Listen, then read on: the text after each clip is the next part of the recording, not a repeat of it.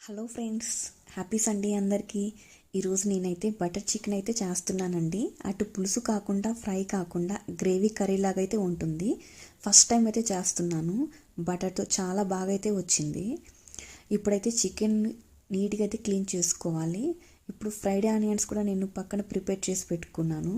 ఇప్పుడు ఈ చికెన్లో కొంచెం నిమ్మరసము, పెరుగు, అల్లం వెల్లుల్లి పేస్టు, పసుపు, బటరు, ఫ్రైడ్ ఆనియన్స్, ఇప్పుడు మనం ఒక ప్లేట్లో తీసుకున్న కొంచెం కారము, ఉప్పు, గరం మసాలా, ధనియాల పొడి, చికెన్ మసాలా అవన్నీ వేసి బాగా కలిపి పక్కన పెట్టుకోవాలి.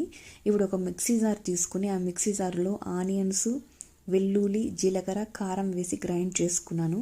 ఈ పేస్ట్ను కూడా చికెన్లో వేసి బాగా కలుపుకోవాలి. ఇప్పుడు ఇంకొక కడాయి తీసుకుని ఆ కడాయిలో కొంచెం బటరు, ఆయిల్, బిర్యానీ ఆకు, షాజీరా అయితే వేసాను. అవి వేగాక ఇప్పుడు కలిపి పక్కన పెట్టుకున్న చికెన్ కూడా వేసి బాగా అయితే కలపాలి. ఇవి బాగా మగ్గాక మూత అయితే పెట్టుతున్నాను.